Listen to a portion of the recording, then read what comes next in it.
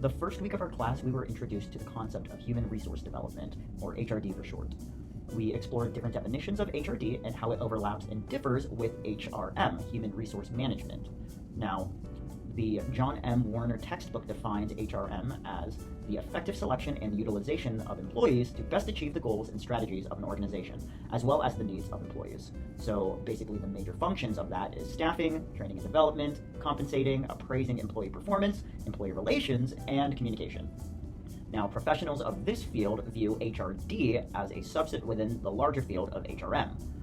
Within the same textbook, they define HRD as a mechanism in shaping individual and group values and beliefs and skilling through learning-related activities to support the desired performance of the host system.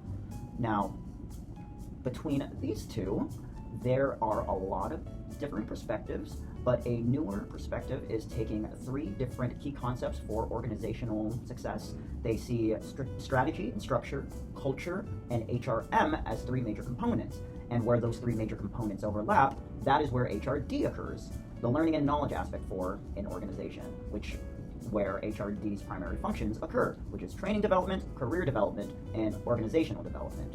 Now, as it's mentioned in one of the articles that we read, though differences of perspective and emphasis will continue, the future will hopefully bring a closer alignment between the two fields, with commonality in maintaining a dual focus on the performance and well-being of individuals within an organization, while still maintaining a strategic focus on organizational survival and growth. Furthermore, from the other articles that we read this week, it seems that within the field of HRD, there are a difference of opinions in how HRD should actually be defined. As it was mentioned in the Ghosh article, however, it was stated that HRDs cannot simply be defined as the very concept of it emerges out of one's own unique experience. Furthermore, through different discussions and debates, it seems that a reasonable definition of HRD had emerged, being defined as a process or activity that either initially or over the long term has the potential to develop adults' work-based knowledge, expertise, productivity, and satisfaction, whether it is for personal or group/team gain, or for the benefit of the organization, the community, nation, or the whole of humanity. The second week, we explored different frameworks of human resource development, and as well as the psychology of HRD. A few of the different frameworks that we explored began with national human resource development, basically research that focuses on describing national systems and characteristics within a particular country and how they influence HRD practices at the national and organizational levels. We explored current trends and issues that make an impact on HRD as outlined in the Sparkman article. The four current trends and issues that were mentioned were political, socioeconomic, sociocultural, and educational. Moving forward, we also looked at the International HRD Framework, which is the formulation and practice of HRD systems, practices, and policies at the global, societal, and organizational level.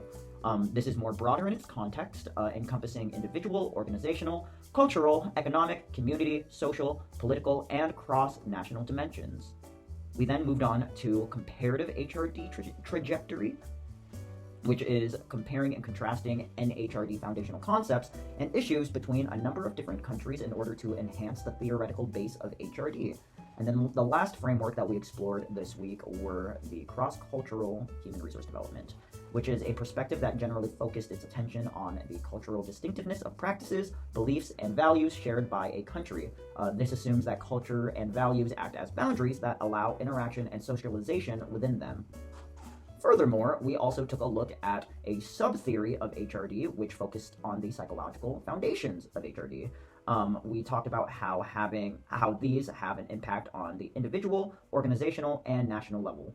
The four branches of psychology that were explored were behavioral psychology, which focused on the learning theory, humanistic and positive psychology, Gestalt psychology, which looks at structure and pattern, and developmental psychology. In our third week, we were introduced to a new framework of HRD, strategic HRD, and also explored the concept of learning. Initially, we were introduced to human capital theory, which argues that firms should protect core competencies through investment in training and development. The value of employees is related to its uniqueness and value of their capabilities and skills, and also provide a competitive advantage when organizations have skills and capabilities that are unique, difficult to replicate, and imitate by its competitors. Going back to the new framework that was introduced, strategic HRD, otherwise known as SHRD, that serves as a coherent, vertically aligned, and horizontally integrated set of learning and development activities which contribute to the achievement of strategic goals. Basically, this enables an organization to combine different knowledge elements, connect prior and new knowledge, and combine internal and external knowledge to ensure sustained competitive advantage. With SHRD, there are 4 levels of context that we explore in that: the global environment, the organization's strategy, structure, culture, and leadership, the value of uniqueness that the firm attaches to a particular job, and the individual expectations, employability, and careers. Furthermore, we discussed how organizations can adopt a philosophy and develop strategies, partnerships, and transformational roles through the foundational aspects of strategic HRD. We were introduced to 2 types of approaches, activity-driven and results-driven, the former being a training for training's sake philosophy, whereby training is perceived as a means to an end, while results-driven, something that SHRD professionals are trying to move closer towards. It's basically a philosophy that HRD initiatives and interventions are used to achieve organizational results, including performance improvement, enhanced competitive readiness, and increased renewal capabilities and capacity. We also talked about how organizations can create strategic HRD philosophies for themselves, how they can begin creating credibility in the organization, HRD professionals creating credibility in the organization, identifying strategies that improve organizational effectiveness, which is basically an organization's long-term ability to consistently achieve its strategic and operational goals, creating strategic partnerships in organizations, and identifying the transitional and transformational roles in HRD. Going further about defining these 2 types of roles, transactional roles are more administratively focused, which serve in a supporting function and are considered a cost-centered role and are centralized within the organization. In other words, focusing on the training, while a transformational role that HRD professionals can take within an organization is seen more as business-focused and linked to the business strategy of the organization. In other words, helping maximize organizational performance and effectiveness.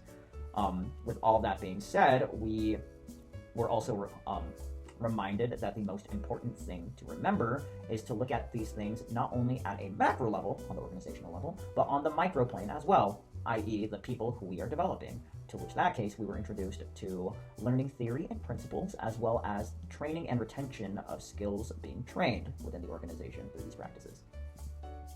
My major takeaways from these first 3 weeks were definitely gaining a better understanding of the human resource development field. Admittedly, before moving into this program, whenever I'd hear the term human resources, I immediately subscribed to the HRM aspects, primarily, the staffing, compensating, appraising employee performance, basically all the onboarding things. I never actually considered that human resource development really focused on the development of human capital within the workspace, and how it applies to just several service industries like my own. I look very much forward to seeing how all of these HRD frameworks that are being introduced can be applied to my area of work. And I'm especially intrigued by the psychological aspects, particularly with worker motivation, as well as learning and training retention within the workspace. So yeah, I look forward to seeing what else this class has to offer. Thank you.